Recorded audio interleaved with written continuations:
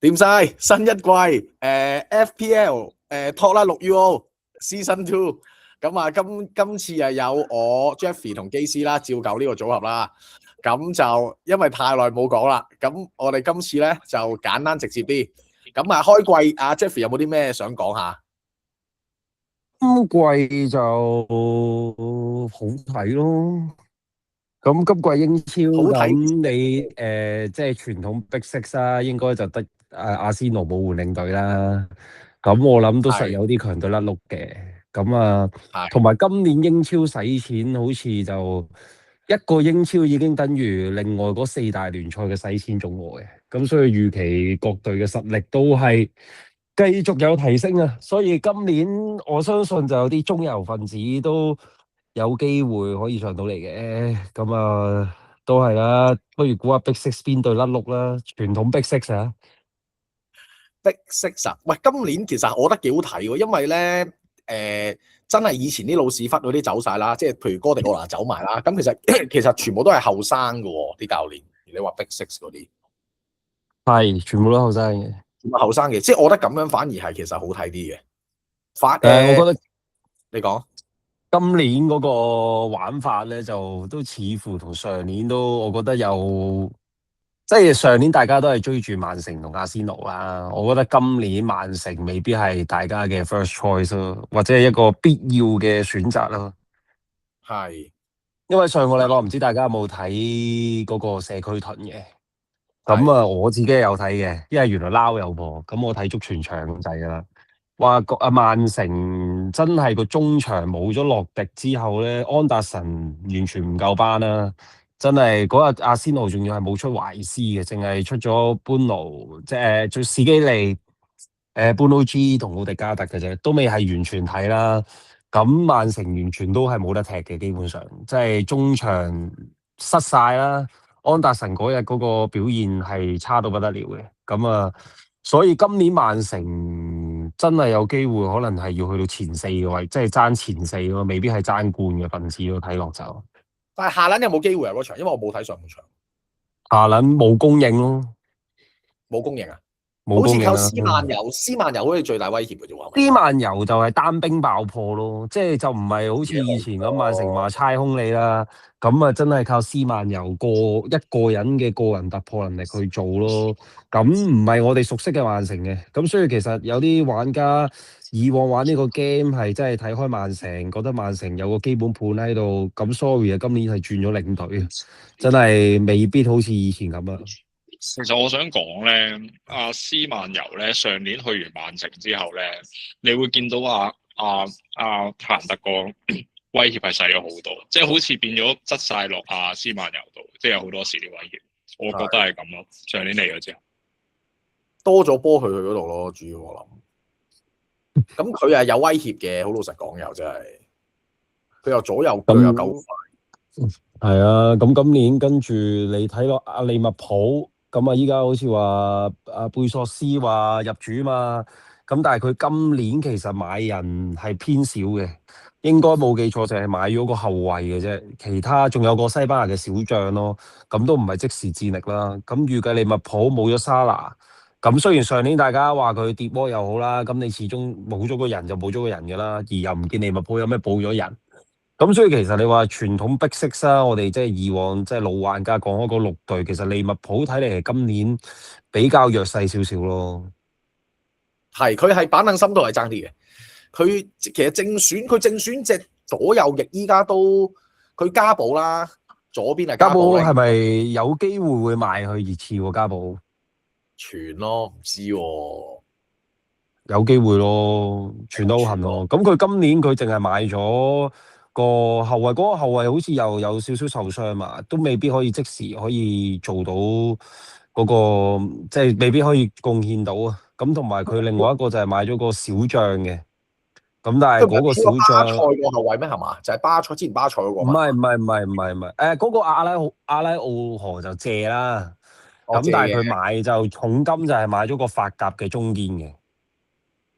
重金買咗法甲中堅。咁阿拉奧河之前睇翻，原來佢點解巴塞其實早幾年佢好勁嘅喎？點解會依一放咧？原來佢有精神病嘅喎，即係抑鬱嗰啲啊。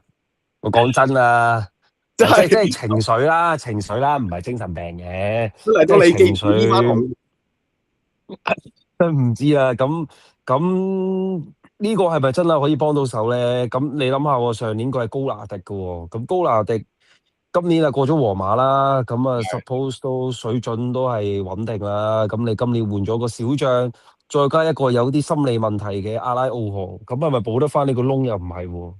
咁沙拿嗰個位佢就係買咗個僆仔，咁嗰個僆仔係咪真係 perform 得到都係未知之數。所以利物浦都係今年，如果你係利迷嘅話咧，都係有啲擔心嘅。扎扎地啊！沙拿個位我覺得又唔關事嘅，你上年沙拿都已經冇乜得點出啦，即係出少好多啦。係，咁你如果沙拿嗱，你今年嗱睇翻佢陣容啦，利物浦有機會打沙拿個位，就有機會係 Rio 啦，即係嗰個係咪叫 Rio 啊？即係嗰個70幾號嗰個僆仔啦。係，但係佢應該係左翼嘅，我估佢上年係踢左翼。咁或者係就係佢新買嗰個蒙魯斯咯。咁啊喺西甲買翻嚟嘅，咁嗰個其實上年係踢奧沙辛拿嘅，係咁7入球5助攻，咁西甲你知㗎啦，除咗皇馬、巴塞、馬體會之外，嗰啲人嘅水平係如何，都係打個問號啦。咁所以利物浦睇下佢後續會唔會真係再買人咯？你話按呢個陣容就真係完全唔夠踢嘅，真係唔夠照。同埋佢哋依家全賣人係多過買人嘅。即係居迪斯宗斯同埋加普都係有機會走嘅，睇下有冇機會走咗，跟住就買翻啲新嘅咯。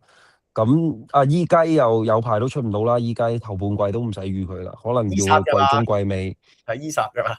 咁伊薩又踢到幾多場咧？呢個都係問號咯。所以利物浦係棘嘅，利物浦係佢真係冇乜點買人㗎喎，冇啊，冇乜點買人啊，真係基本上冇啊。咩玩法咧？究竟其實佢上年使晒啦啲錢。抵死嘅。有機會咯。咁其實利記係窄啲嘅，今年睇落去，即係嗰個板凳深度係真係。其實今年咧，上年我哋主要望嗰啲球隊咧，今年都係有好大嘅調整嘅。例如我哋上年有時好中意維拉啲人啦，你好中意屈堅斯啦，咁啊好中意拆晒骨嘅維拉，今年都係。咁啊紐卡素唔使講啦。屈堅斯係傳緊去中東嘛？好似係嘛？邊個啊？屈堅斯咯，好似啱啱傳有新聞話中東好似想買佢喎，屈堅斯。佢中東又好，曼聯又好啦，咁基本上你唔好講咩啦，佢拆晒骨嘅，基本上佢中場迪爾文斯冇咗啦，跟住後防江沙又冇咗啦，咁你中堅中場兩個骨幹都冇咗啦，咁你前面咁你又冇咗羅渣士啦，跟前中後都冇咗一個主力嘅骨幹嘅，咁你買啲人係咪補到咧？咁佢依家講緊話買雲比沙加啊嗰啲，咁雲比沙加咩料子，大家都知咩事啦。咁同埋買咗勇敢的借咗勇敢的，咁啊勇敢的係。不過佢哋有一個球員咧可以值得留意下嘅，世界盃瑞士嗰個係啊。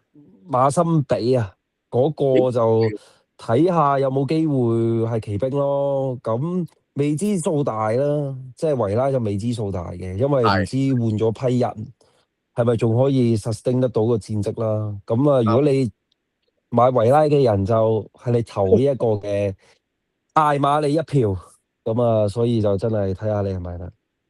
嗱，我覺得咁樣，我哋可以由傾，我哋依家因為已經係揀咗個陣容噶啦嘛。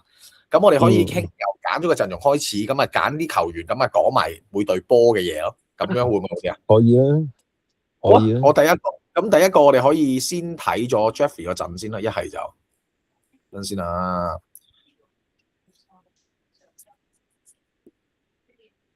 阿 K 啱啱翻嚟，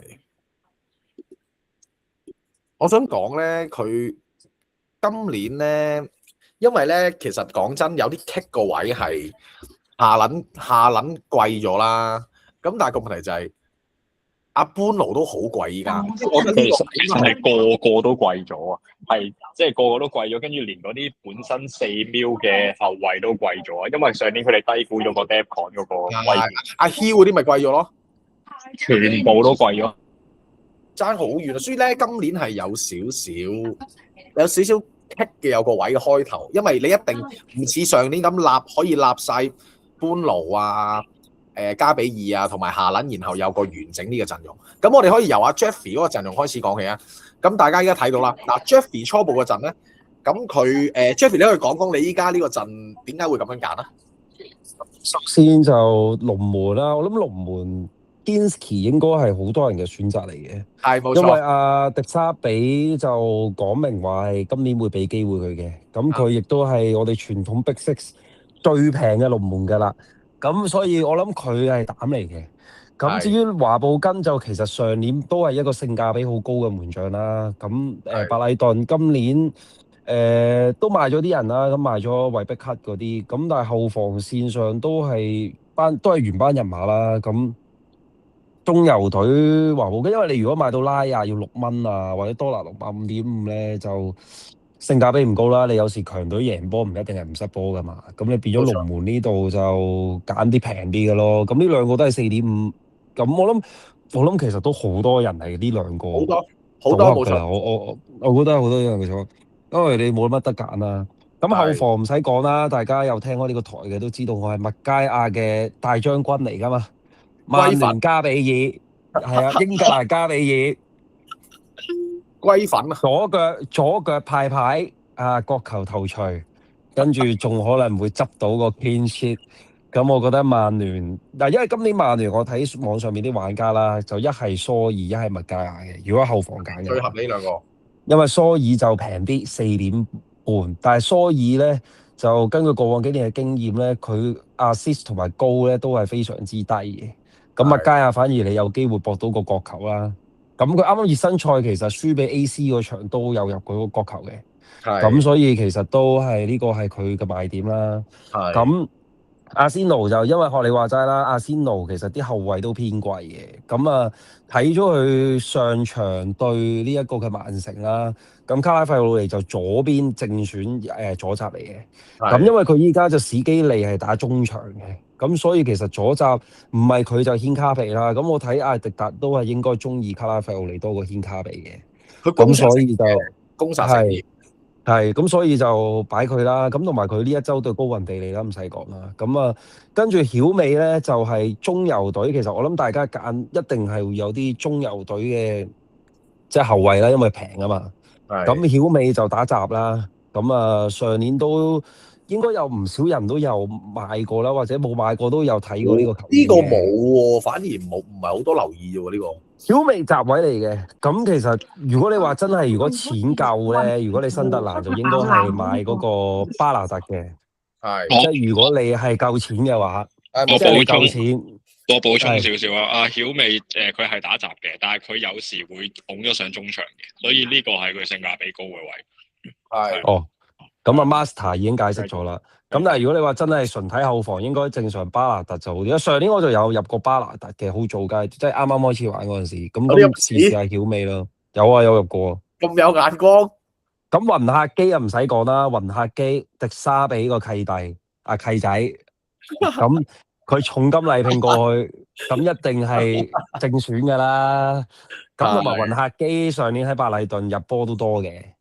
同埋佢即係又係啲角球機器啦，即係角球係好大，有即係唔少嘅機會入到波啦。咁所以就雲客基啦。咁其實我諗雲客基同雲達雲就大家都係5分嘅。咁其實雲達雲上年都多人揀嘅。咁雲達雲今年就都係5蚊嘅情況下，其實雲達雲定雲客基，我諗真係睇你自己喜歡啦。因為雲迪芬都後上能力都強嘅，入頭槌都 OK 嘅。其實兩個名好似，咁真係大家如果真係熱刺後衞唔好揀錯，一陣你想揀雲迪芬，但係你揀咗雲客基又唔撚出奇嘅，真係。但係佢其實熱刺咧，佢咪買喺般尼茅夫買咗阿 Senesi 噶嘛？係。所以不過開頭我估佢啱啱買未必即刻正選嘅，但係其實佢中堅就變咗，其實就你唔知佢最終會揀邊兩個咯。即係但係開頭我估雲客基應該都會出嘅。嗱，如果你話好似季前賽都係出新尼斯，係嘛？如果係咁咁可能雲客基冇啩，因為你其實3個，咁雲迪芬係隊長，佢冇理由唔出啊嘛。定係佢用雲迪芬打左閘咧，都唔出奇嘅呢個。因為佢哋賣走咗史賓斯啊嘛，佢哋而家左閘係左閘咯，利記嗰個啊，羅伯神啊，啊，羅伯臣哦，係啊，羅羅伯臣，伯臣啊，羅伯臣羅伯臣啊，佢買羅伯臣啊，要睇佢點出咯，真係要睇佢點出。雲係呢個要拿基咯，多條呢個斟酌。我就覺得係白禮，我就覺得冇理由咁貴買翻去打後備嘅，同埋佢都係迪沙比嘅，迪沙比帶出嚟嘅後衞啦，簡單啲嚟講，咁即係呢度都有感情分啦。咁中場唔使講啦，般奴咁啊，今朝各位 master 俾嘅意見，般奴同夏倫係可以共存嘅。咁唔使，我諗般奴大家都唔使多介紹啦。咁但係值得一提就般奴對上嘅熱身賽個表現係比較差嘅。12碼都唔入嘅，咁但係好似就刷到個角球助攻嘅，即係對 AC 米蘭嗰場，好似係咁啊！但係你明顯嗰場我睇咗精華，同埋睇咗即係少少佢個人嘅一啲剪輯啦，食咗豬油膏咁嘅，明顯係未 fit 嘅。咁所以就你話今週會唔會即時俾到你效果？真係睇下佢有冇機會開角球或者12碼啦。12碼佢上場都射失埋嘅。咁同埋大家都記得啦，般奴上年嘅季初咧係射失過2球12碼嘅，所以基本上你俾12碼佢咧，佢季初都未必入嘅。咁啊，所以就但係冇計，依家大家話呢兩個係膽，咁都要跟住個大勢去啦。佢對後生跟啲人最棘啊，你好難要嘅，係嘛？係咁跟住麥保姆唔使講啦，麥保姆就過往幾場曼聯嘅熱身賽佢都係主力嘅正前鋒嘅，因為色斯高就仲傷緊。咁佢打正前佢都入得多嘅，都曾經試過對馬體會梅開2度嘅。咁到基本上大部分嘅熱身賽佢都有波入嘅，同埋就都 fit 嘅，見佢步頭都爽嘅。咁啊，佢對上一場對列斯啦，有一球波就多股俾佢左邊快放，跟住佢俾阿舒克斯咧左腳趟入嗰個波咧，見到佢明顯個速率係上咗嚟嘅。係快嘅跑得，同埋係收都係接近即係似係踢波咯，收個身嘅。咁如果你話曼聯，你問我依家啦，成個球會最 fit 嘅咧，應該就係麥保姆啦。咁我覺得如果你仲係猶豫緊麥保姆定古拿嘅咧，咁啊應該係麥保姆啦。因為古拿其實世界盃翻嚟去曼聯都係踢過半場嘅波嘅啫。咁其實佢會唔會有正選都未必有添嘅，講真。咁所以其實如果你話你要揀麥保姆定古拿，就應該就麥保姆行先啦。呢度我有少少嘢想補充，我睇到條 IG 片，跟住有人揾阿般奴簽名，跟住之後佢話 cap 邊個啊嘛？係啊，佢問佢 cap 佢定係 cap 啊安姆姆好啲，跟住阿般奴同佢講話 cap 安姆姆啊，佢入波啱啊，唔係啱嘅講啫，佢都可能知自己最近閪啊，係啊，佢知閪閪，佢狀態係麻麻地嘅，所以我都有啲動搖啊！呢一 part，即係你嘅意思係等先，你動搖係 cap 唔 cap 佢一定係其實 cap 講 cap，係，不過唔緊要，俾阿 Jeffrey 繼續講埋先。咁跟住就嗰個就阿仙奴嗰個就新嘅左翼啦，索利斯啦。咁對上一場對曼城嘅光芒四射啦，單場2個助攻。咁喺左邊就明顯大威脅嘅。咁所以就新援應該都錯正選噶啦。咁對高雲地利，咁你如果你因為懷斯其實第一場係未必有正選嘅，因為佢對曼城嗰場係出般奴。滿場啊嘛，跟住奧迪加特同埋史基嚟嘅，咁通常呢啲熱身賽最尾一場啦，即係社區盾我都 kind of 係熱身賽啦，即係熱身賽最後一場嘅正選陣容，其實都好大機會係佢哋第一周嘅正選陣容嚟嘅。咁所以其實懷斯就未必係正選嘅情況下，索利斯其實試一試佢咯。咁同埋索利斯係比甲嘅神射手啊，定係比甲嘅 MVP 嚟嘅上年，即係其實唔係阿仙奴買咧。冇人知呢個人嘅，希臘國腳喎，幾耐冇見過有啲希臘嘅球星出嚟啊！咁啊，睇下佢有冇料即係有冇料子咯。索利斯好嘢啊！上場索利斯上場好嘢啊！係啊，上場去完係咯，踢完嗰個社區盾之後，個多咗好多人買，多咗好多人入。係啊，索利斯，因為同埋你中場你一係就般奴、古馬雷斯。咁但係古馬雷斯你去到阿仙奴有冇角球開咧？有冇角球開？有冇12碼射咧？未知之數咯。依家去到新球隊，咁變咗佢以往2個最殺食嘅一啲拆分位就未知有冇。咁懷斯就未必有正選啦，第一周。咁所以其實你拉上波其實你都係索利斯係比較一個好嘅選擇咯。如果你有阿仙奴嘅中場，係啊。冇錯。咁你最尾東拿利就今年重金成億喎過去，咁就好明顯啦，頂阿般奴啦，即係頂阿古馬雷斯啦。咁就佢應該佢有機會開國球嘅。咁同埋佢以往佢就算唔開國球嘅話，佢後上入攝嘅能力都好嘅。咁入波能力都有。不過咧，東拿利好似話依家咧買佢翻去咧，係會諗住佢打拖後六號咯。咁所以其實佢以往喺即係紐卡素嘅時候咧，係般奴打拖後啊嘛。咁但係東拿利就相對自由啲啦，有時會有啲後插上啦。咁可能而家去到熱刺咧，反而東拿利就未必好似以前紐卡素咁多入禁區嘅機會咯。咁但係 even 你中場熱刺，咁我覺得東拿利亦都唔貴啦，5.5，咁都可以睇睇佢咁貴價貨有冇表現咯。咁呢個係咁啦。咁同埋今年我覺得熱刺已經連續攞咗2年17啦，我覺得今年係時候有個反彈啦啩。買咗咁多人都仲係17，唔會啩？咁啊前鋒啦，前鋒就夏蘭特、祖奧柏度啦，呢個都無需多講啦。祖奧柏度熱身賽咁鬼 fit，夏蘭特就你都好難唔要佢嘅，講真。你除非你話你好有信心揀其他嘅前鋒，因為你就算唔要夏蘭特啦，其實啲前鋒唔係好開胃嘅。係即呢個係你唔要夏蘭特得嘅，你唔要夏蘭特，咁你呢前鋒個位你有咩好嘅選擇啊？冇乜，即係貴嘅又唔見得性價比好高，平嘅你又唔知佢邊個得，所以其實夏蘭特雖然係即係其實夏蘭特同般奴咧，我覺得夏蘭特係必須嘅，反而般奴就真係未必係必須。咁但係你睇個 selected 嗰個 percentage 都知，夏蘭特70%人都揀咗嘅。咁其實你唔揀，你下一個已經係到伊薩噶啦。伊薩、屈堅斯、泰亞高、約基利斯。其實我咧就反而祖奧柏度嗰度咧，我就祖奧柏度之外咧，其實我有諗過揀夏維斯嘅，因為我見夏維斯上場踢都 fit 嘅。咁同埋夏維斯睇嚟就首先係季初啦，應該就搶贏咗約基利斯做正選嘅。咁同埋夏維斯就算換約基利斯出嚟啦，夏維斯都唔一定會被換走嘅，因為夏維斯其實都可以打奧迪加特嗰個位嘅，即係之前阿仙奴都試過嘅。咁變咗佢留喺場上嘅機會都相對高咧，所以其實夏維斯我諗如果你話係7.5呢一個 range 嘅選擇，咁7.5你唔係祖奧柏度你就係夏維斯噶啦。咁反而咧就上季好勁嘅伊哥咧，今年係咪真係咁勁咧？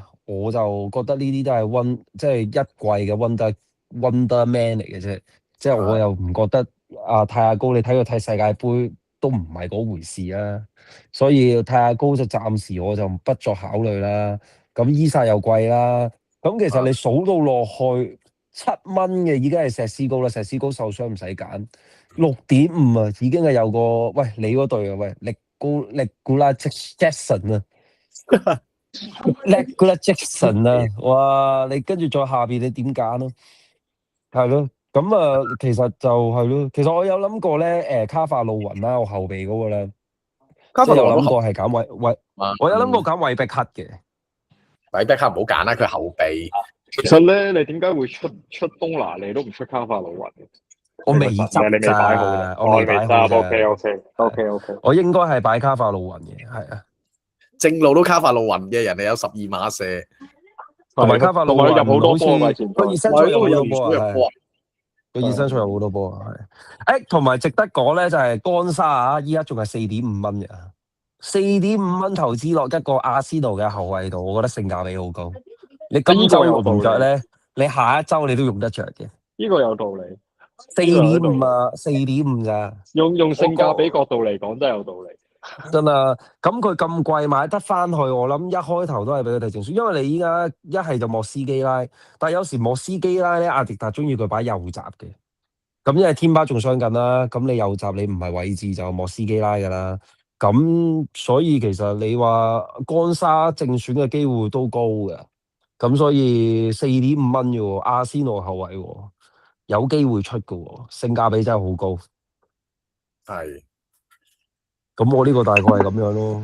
咁啊，哥斯就係純粹係湊數嘅啫。咁都係白禮頓開國球射12碼嘅一啲即係熱門人選咁啊，擺落去咁解嘅啫。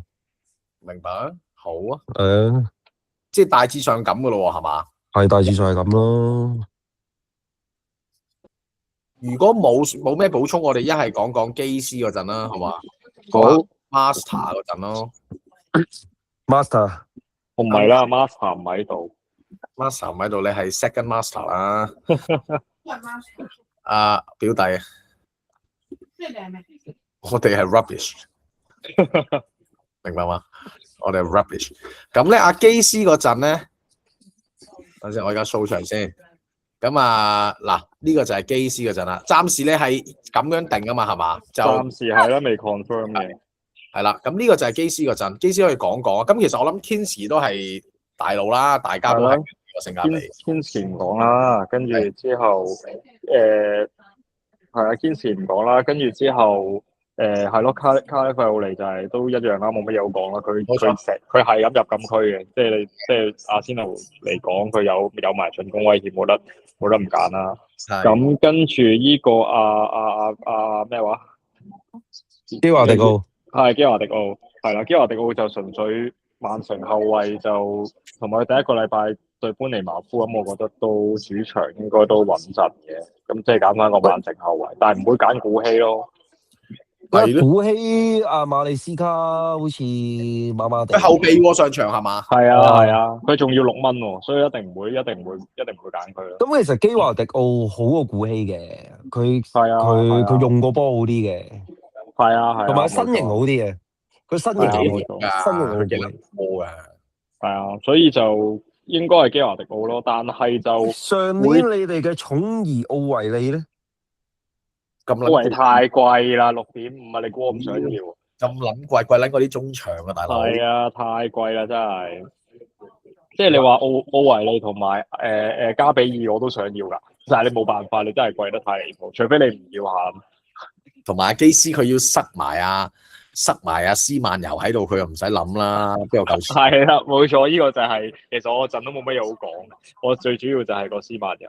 因為我覺得斯曼游即係就好似我頭先咁講啦，佢上季嚟咗之後咧，佢係分薄咗下撚個威脅點，即係所以我覺得你同埋尤其是你今年阿洛迪又走咗啦，即係你其實我覺得對曼城應該會冇乜 form，咁你冇乜 form 之下就絕對好靠個單兵突破能力嘅斯曼游去搞嘢咯，係啊，其實多股我覺得都有可能嘅，咁但係咯，斯曼又會咩啲咯？佢可能會傷啊，佢傷埋 ，OK， 咁係啦，咁我更加唔使諗，即係所以我就唔捨得抌佢咯。雖然佢8.5，但係佢好明顯係曼城嘅威脅點咯，即係所以就冇辦法啦。咁跟住之後，另外般奴唔講啦，跟住之後安姆就又係咯，其實都唔使講，因為佢好大機會踢正前，即係頭幾場，冇錯，係啊。所以呢個都唔使點，講啊！即係頭幾場你都係對啲渣嘅，咁所以我想講就係因為呢幾個咧，所以其實我已經冇晒錢噶啦。係，咁所以就只能夠，咁我覺得薩卡。我想問你中意碌七呢神咩？呢個係啦，呢個係另外想講嘅。咁前面嗰兩個都冇嘢講啦，係最主要係利察利神係。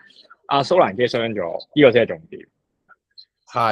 係啦，我聽日會再 confirm 嘅。但係如果蘇蘭基傷咗，咁就應該係列察利神打正選嘅。咁佢正選㗎啦，佢正選。係啦，咁就搏一搏咯。因為其實冇嘅，我覺得呢個純粹因為大部分人都係買6蚊嘅前鋒㗎啦，呢個位。即係好似你頭先卡法路雲或者即係卡法路雲列察利神、蘇蘭基。呢啲基本上都係6蚊。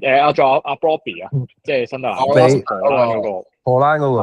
係啦，大部分都係依堆噶啦，其實。嗱 Bobby 咧，我覺得大家就係俾佢世界盃嘅表現啊。係，我都覺得係，呢個係第一。即係佢咧上年踢英超好粗嘅。係啊，冇錯，呢個係第一。同埋佢主要喺新特蘭嘅作用係 set 波為主，即係佢唔係入波嘅。都係，同埋我想講新特蘭嗰啲。唔係，同埋新特蘭個進攻能力太差，上年睇啦嚇 at least，即係所以都不嬲，即係對佢冇乜期待，所以我唔揀 Bobby。反而6蚊咧，我有個，但我自己冇揀啦。但係我覺得大家咧可以未來留意下富咸嗰個上年皇馬嗰個前鋒，嗰個叫江沙路咧係啊，喺個江沙路都 OK，係啊，江沙路都可以呢個係6蚊嘅。係啊，但係富咸咁因為頭幾場好似唔好踢過，我記得。係個賽程麻麻地，但係富咸咧，即係大家玩上年都可以即係標起一個 Harry Wilson 啊，哈利威爾遜係嘛？今年會唔會係江沙路咧？喂，今年冇人揀佢過咗列斯嘅喎，哈利威爾遜，咁冇人揀佢嘅，佢好貴咩6.5啫嘛。但係6.5就唔值揀啦，係啊6.5 就唔，6.5值揀啦。嗱係啦，呢個就係6.5呢個就我另外想講，其實我 kick 咗個位咧，我揀咗呢幾個中場之後咧，其實我係好窮，即係阿薩卡係5.55蚊嘅好似係，跟住點啊？咩5.5啊？哦 OK，佢5.5嘅，跟住之後就另外一個我揀另外一個係4.5，其實4.5係冇一個好嘅中場啊，基本上4.5係最低嘅，基本上冇一個唔好話好啦，即係你話用得嘅其實都極少，七場嘅中場都少，係啊係極少，可能你要揀到高雲地利嗰啲先有。係咪？所以我而家揀嗰個Sleta 應該係頭幾場應該有得正選嘅，因為係咯，應該係咁嘅。咁所以我先擺佢喺度。上年咧，我哋啲性價比之選咧，譬如蛙人仔啊、單高全部都啊，貴全部都6.5噶啦。係啊，全部都貴，所以先冇乜選擇。啊，同埋頭先有一個人我哋一路都冇提到，但係又係好熱門嘅，係阿斯堡，利物浦嗰個。蘇布斯利，係啊。係啊，嗰個超多人揀嘅，因為覺得佢有罰球啦，跟住之後又可能有12碼啦，跟住之後又有 dead point 啦，即係咩都有啲咁樣啦。但係我其實唔係咁睇好佢，因為佢上年係入咗好多罰球，但係我覺得太多咯。佢上年入咗5個罰球，勁誇張喎條友。但係佢啲罰球係同埋第二樣就係都係好似頭先講啦，利物浦未必係咁得。係啦，冇錯。其實利物浦嚟講咧，我反而其實我係想要域斯，即係所以話，如果我真係唔擺限嘅話咧，咁我其實係會擺多好多嘅域斯啊，跟住即係或者後面你頭先講有啲奧維利啊嗰啲，可能我會轉嗰啲咯。如果冇限嘅陣之下。咁但係我仲諗緊呢樣嘢，我仲 confirm 緊。但係其實我想講點解我下面擺咗3個高雲地利喺後備嘅。其實我係想第2個禮拜 bench boost。高雲地利對咩啊？下個禮拜後城。哦，主場對後城，係啊，係有啲諗法嘅。我見啲人都喺度講緊。係啊，個禮拜 boost 嘅，係啊，所以就係呢個係咁樣嘅思路去做嘅，應該fit 啊，係啊，但係就睇下。我發覺咧，今年咧、上年咧一隊熱門球隊，好多人揀嗰隊波嗰啲人咧，冇人有揀喎。即係上年咪好興揀愛華頓啲後衞嘅。係。哦，唔係，首先第一Tarkowski 太貴啦，又要6蚊啦。唔係咯。係啊，第二就係愛華頓今年你仲 keep 唔 keep 到上年嗰個防守好難講，即係我覺得阿碧福特今年喺英格蘭露晒底啦，即係勁差喎，打得啲企位差到不得了。係佢對安素嗰球唔應該入啦。係啊，真係差到不得了，即係所以係咯，愛華頓真係唔係，但係愛華頓都有一個。愛華頓非洲佬啊，有個非洲佬利拉嘢，利拉嘢就抵買嘅6蚊，有12碼射，有12碼射，係啦，要去中東嘅，傳緊去中東啊，係啦，呢個就中東，呢個就有可能，所以呢個要再睇，但係咯，愛華頓嗰邊就咁。OK， 係，咁仲有冇啲補充啊？大致上係咁，暫時係咁樣咯。但係我聽日就仲有可能會再換，即係諗。好，咁如果係就 last 講埋我嗰陣啦。咁講埋我嗰陣咧，就我俾大家睇下先啦。嗱，因為我係咁開季，其實我呢個禮拜係會今季我諗我第一個禮拜我會 aggressive 啲嘅。咁咧我就會 bench boost 嘅。咁大家睇到我嗰陣咧，就拍埋去嗰幾隊度噶啦。咁咧，我首先講龍門嗰度啦。其實我係揀咗2個，一山齊士同埋新特蘭個籠嘅。咁因為新特蘭個籠咧，佢哋新特蘭呢個禮拜咪對葉士域治嘅。咁其實就我係博佢係有機會 clean sheet 嘅，即係我作客喎，唔緊要，葉士域治升班咧唔驚佢啦，可以試佢嘅。咁我係咁樣博嘅。咁然後咧另外我個籠咧就暫時係揀咗山齊士嘅。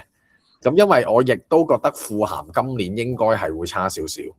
咁佢走埋阿 Wilson 咧，我覺得應該富咸佢熱身賽好似都係麻麻地嘅啦，富咸。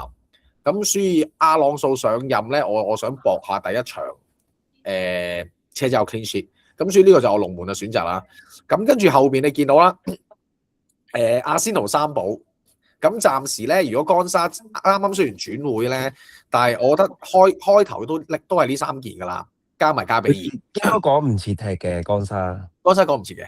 咁所以係呢3件噶啦。咁如果係對高雲地利，咁我覺得搏 clean sheet 係好合理啊。咁亦都好合理。唔好意思，我想插一插，講翻轉頭先，即係講翻你講下山齊士。其實我覺得阿朗素佢似係玩啲大比數4-2嗰啲喎。我唔知啊。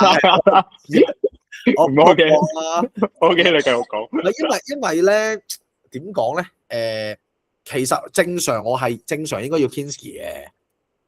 咁但係佢因為佢對賓福特啊，其實賓福特咧佢都幾麻煩嘅中前場，所以我覺得第一場佢冇咁易 clean sheet 咯，熱刺。咁如果咁樣咧，我就會相對嚟講，我會揀翻車仔。咁因為當然我依家係 bench boost 啊嘛，咁所以我就會咁樣揀咯。咁另外就係跟住麥龜啦，麥龜我就撐 Jeffrey 啦。咁啊，曼聯講真，你係麥龜嘅啦，你好難揀其他後衞，冇嘢揀得落手。你第二個就蘇爾咯，啲人話。咁啊，蘇爾係平啲，但係你第一，佢 DEFCON 唔會有麥龜咁高先啦。呢個第一。第二，你角球又冇埋頭槌嗰範，基本上冇助攻咯，所以係啊，佢冇嘅，所以你係麥龜嘅曼聯。咁我覺得曼聯嘅賽程咧，其實我好㗎，曼聯頭3場都易踢㗎。係啊，都係易踢嘅，咁所以我覺得曼聯3件都係合理嘅，揀3個曼聯，咁所以就麥龜我就會揸住先。咁另外就係頭先你講嗰個新大嗰個後衞啦，叫咩啊？B 字頭嗰個阿巴拿特係啦，咁佢都係 DEFCON 係 OK 嘅，咁所以我第一巴拿特後上頭槌 OK 嘅。係啦，咁所以我覺得即係角球有機會嘅，非常有直播率。唔知啊，巴拿特仲會掉加球噶？我係咩戰術啊？我唔記得咗係佢掉俾阿邊個定係調翻轉？應該係佢俾人掉，佢俾人掉埋。是但啦，總之佢哋好似佢哋互掉啊！石頭最清楚，用咗啲新特蘭後衞用咗好耐。哦，咁啊係，咁啊係。跟住佢中意嗰個係 A 字頭嗰個，唔係 M 字啊 A 字頭嗰個同 M 字頭嗰個可能係 A 字頭同 M 字頭嗰個咩？係啊，好似係巴拿特係另外嘅。咁巴拿特係上年頭2場，唔知week 2定 week 3係突然間爆分嘅上年，跟住之後就又紅牌又傷，跟住之後就正選都冇嘅有一期係 anyway 係咯。咁跟住咧，新特蘭都係我其中一個會搏嘅隊啦，咪係啦，啱啊。咁所以咧，你見到嗰個拉菲咧，我想講我睇佢啲波係幾好波嘅喎。哦，係啊，拉菲都係熱門嘅，即係6蚊嘅熱門嚟㗎。係幾多人揀嘅，同埋因為新特蘭頭幾場個賽程係好嘅，咁所以都係幾多人揀嘅。咁 Enzo 拉菲，我覺得6蚊嚟講，佢如果又有罰球啦，佢亦都會斬角球嘅。咁所以呢個我覺得係性價比好高，同埋我睇過佢啲波係幾好波嘅，係有侵略性嘅。咁所以我就揀到佢啦。咁跟住咧，嗱，我覺得曼聯嗰兩個唔使講噶啦。咁蘇寶頭先基斯都講過，咁阿基斯冇睇好啦。相對嚟講，咁但係我自己咧就唔係好睇好今年紐卡素，即係我覺得係紐卡素好合理啊，數啊，就其實講班又係俾人係咯，又係俾人拆骨，俾人拆骨嘅。咁我覺得紐卡素應該鉗噶啦。咁所以咧。利記咧，我 bench boost 咧，我都係入2件嘅。咁蘇寶我一定入啦。咁另外就係傑斯韋治，我覺得佢佢第一場賽程就對列斯拉主場。其實佢第2場、第3場開始啲賽程咧就冇咁好嘅，佢對利記熱刺嘅。但係過咗之後咧，其實就 O K 嘅。我覺得傑斯位置係一個可以長揸嘅球員，因為佢12碼佢有份啦，罰球有份啦，角球有開嘅。咁所以我覺得傑斯位置係真係殺食，係好波嘅佢。咁我覺得呢個球員大家就我覺得8蚊，佢同斯曼尤有個共通點就係話，佢哋就算8蚊同埋8.5都好啦，但係佢哋係值呢個價咯。咁所以呢啲球員可以留意下，即係我覺得呢啲球員你就算貴少少都可以 keep。咁跟係你講咩料？你呢個陣咧 bench boost 咗咧，咁我係咪 assume 咗你玩完呢個禮拜，你下個禮拜就換陣？咁你傑斯位置後邊嗰啲賽程好定係唔好有咩影響？我唔係我唔係講自己噶嘛，大家可以留意啊嘛。你一出聲係夾鳩人嘅喎，踢鳩你出去啦。我想知道係人哋啊，你明唔明啊？你冇得除先啦。OK， 咁啊繼續唔好理佢啦。咁跟住之後咧，前面咧我就冇用下輪嘅。咁因為我個策略咧係 bench boost 就係呢個禮拜嘅。咁所以咧我自己覺得呢個禮拜咧，曼城對般尼茅夫其實係唔似係會入得多波咯。咁我就寧願唔搏下輪啦，同埋下輪依家個狀態應該係唔係好好嘅。咁所以我就寧願唔搏般尼茅夫，因為就算般尼茅夫換咗教練都好啦，咁其實佢個班底都基本上仲喺度嘅。咁我唔覺得佢後防都冇新尼斯啦，冇一個啫。但係佢上年原本仲有其他阿 Hill 喺度噶嘛，咁你左閘又喺度，左閘嗰個達雲尼啊，T 字頭嘅係 T 字頭啊嘛，右閘係邊個啊？般尼茅夫嗰個右閘係我都唔記得咗佢個名。唔知喎，我就係記得中場達雲尼啊，跟住 Alex Scott， 跟住係啦，呢啲喺度噶嘛，全部。即係不過佢哋今年前鋒就冇 Kobe， 有佢轉咗做中場。中場唔係佢重傷啊？哦係咩？係啊。哦咁大鑊。紅色十字啊！我呢個我唔知，我冇留意佢，因為又係個價唔啱。喂，我反而想問下喎，喂，點解摩根羅渣士唔買嘅？你買到喎？買冇關係嘅，我唔會搏咯。我寧願，因為其實你留意下我留超轉會嘅記錄喎。唔關事啊，因為我呢個禮拜嘅人，我淨係火呢個禮拜啫。我好大機會下個禮拜已經係 wild card 㗎啦，或者第3個禮拜 wild card。即係下個禮拜就買翻摩根羅渣士。唔一定羅渣士，其實你望下我買啲人，其實我中間嗰5個咧，你除咗安保冇，我係當佢前鋒咁用。你另外嗰啲全部都有12碼射咁滯㗎，有一爭。下個禮拜佢買翻下輪㗎啦。下個禮拜買下輪係好合理喎，因為下個禮拜爬馬應該未必嘅，但係下個禮拜買下輪好合理喎，因為下個禮拜曼城係對水晶宮啊嘛，跟住之後就對高雲地利啦，咁我好難蝕下輪嘅喎，即係我下個禮拜我正常 wild card 就入翻下輪㗎啦。有啲策略嘅搶明係。你收爹啦！你唔好問我呢個禮拜點執，我話你知，同你啊。OK，anyway，咁我前鋒我好快講啦，因為呢兩個頭先阿 Jeffrey 同埋基斯都冇揀嘅，咁其實我就揀咗伊薩同埋阿伊哥 Jesus 嘅。咁咧我首先講伊薩啦，因為其實都係紐卡素麻麻地，同埋佢賭歌咧，我搏佢賭歌其實應該係等陣，sorry。邊個？你揀邊個？哦係喎，你唔講賭歌我都唔記得咗呢件事。賭歌唔係賭波啊，賭歌咯，唔係講緊賭歌係咯。係啊，因為佢賭歌咧，唔係同埋紐卡素真係俾人拆骨咧。我覺得伊薩，因為如果正常應該佢係有12碼射嘅，應該佢行先個蘇堡嘅，應該係啦正路。咁所以我會搏伊薩咯，第一個禮拜。咁另外就係阿伊哥嗰個啦，就係其實我係睇好森林，因為佢依家換咗個教練咧，係換咗水晶宮嗰個教練噶嘛。梗係啦，係啦，其實我覺得嗰個教練係 OK 嘅，佢之前教水晶宮都攞到杯嘅。咁所以我即係我覺得我呢個禮拜咧就會搏森林咯。即係其實列斯我知佢熱身賽 OK 嘅，但係所以我冇揀到森林啲後衞嘅，因為森林嗰個咩 Nico Williams 都係 OK 噶嘛，嗰個後衞。我見到係啊。咁但係我就西班牙嗰個啊嘛係嘛？好似係西班牙㗎。係咯。係啦，咁但係我就冇揀到後衞，因為我覺得列斯都應該入到波嘅。咁所以呢個禮拜我就搏，但係我想講嗰個伊哥呢個咧，佢熱身賽係 fit 嘅喎，森林呢個前鋒，所以我覺得大家係可以留意下，佢6蚊啫嘛。即係如果你但係佢係咪會係咪一定正選咧？因為仲有邊個噶嘛？暫時熱身賽佢係正選， OK，係啦，但係佢係又咁講喎，如果你係睇話佢換咗阿佳士拿咧，佳士拿麾下啲前鋒唔識入波喎，係後邊嗰啲人先識入嘅啫喎。阿馬迪達馬力達都唔識入波喎。全部三 sorry，刀都馬力達係本身個自己 quality 有問題，你搞翻清楚先。即係因為佢係打好典型嘅3-5-2啊嘛。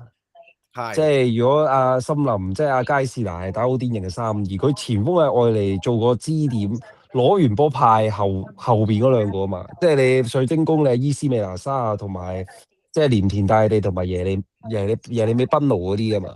係咁你唔知啊？如果你就係睇佳士拿，我就覺得好似森林前鋒就，如果你係覺得佳士拿佢會打翻佢舊嗰套戰術，就佢啲前鋒我就覺得麻麻地。正前啦。即係你話傑比斯位置，我覺得反而如果係嘅話，其實傑比斯位置應該係會好嘅。即係如果你話按佢以前，即係你當傑比斯位置係佢嘅伊斯美拿沙，咁傑比斯位置仲好波過伊斯美拿沙嘅。咁所以係 OK 嘅。但係佢嘅前鋒我就不敢恭維啊。不過都希望你搏贏嘅。睇下點咯。但係唔係因為伊哥我上年下半季其實係臨尾嗰10場8場，我係有即係有留意到佢嘅。因為嗰陣時我開始咪入傑斯位置嘅，咁所以我都會睇下森林啲波，佢係幾靈活㗎，即係我覺得佢係幾好嘅，咁所以就即管睇下咯。咁呢個就係我個策略啦。咁就我第一個禮 bench boost，同埋呢個陣容咧，我覺得就算冇夏林咧，其實都有好多位可以攞到分嘅。咁但係我就要諗究竟我係第2個禮拜啊，定係第3個禮拜去 wildcard？究竟下個禮拜仲繼唔繼續唔要夏倫？但係我估下個禮拜都用 wildcard 啊，即係我想 aggressive 啲咯。咁佢第一個禮拜爆分拋大家啲分先。咁所以就呢個就係我嘅策略啦。咁就大家有冇啲咩補充啊？我反而有個球員，我想大家，因為我見咧大家揀球員咧，你哋冇揀個域斯喎。個域斯嘅 fans，你做咩唔搞域斯啊？喂！我頭先講咗啦，我都話我夠錢，我係想買佢㗎，我覺得佢會有料㗎今年。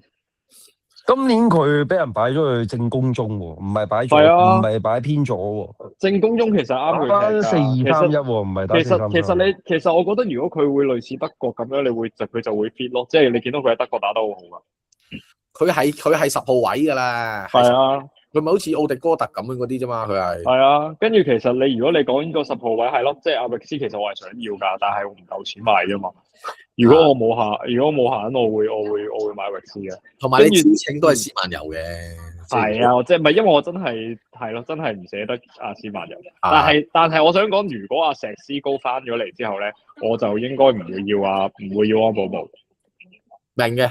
呢個係啦，不過遲啲再講。呢個我都係會冇幾耐之後就會 wildcard 嘅啦，所以我到時再睇。好，咁大家有冇補充？我冇啦。不過今年我見大家其實揀嘅隊，大家都係集中嗰幾隊咯。咁啊，其他其實有冇大家即係純粹講波啦？即係大家有冇覺得邊隊係今年係會有機會？好似上年嘅維拉啊，或者富咸啊？水晶宮啊嗰啲咁咯，我睇好森林。喂，你呢個提議幾好，不如我哋揀頭3名，跟住之後同埋一隊 surprise 隊。頭3名即係英超頭3名，即係依家先揀季尾係嘛？係，同埋一隊 surprise 嘅隊。屌，我哋撐嗰啲唔同。你揀翻曼聯啦，頭3名你哋實接個曼聯入去。我實㗎，係。曼聯、車路士、阿仙奴。我想講基斯買咗曼聯同埋車仔冠軍喎。冇錯，買咗呢2件喎。冇錯，有啲眼光喎。梗係啦，性價比最高。 3隊啊，阿仙奴就梗咯。一係邊個揀先啦？我揀先啦。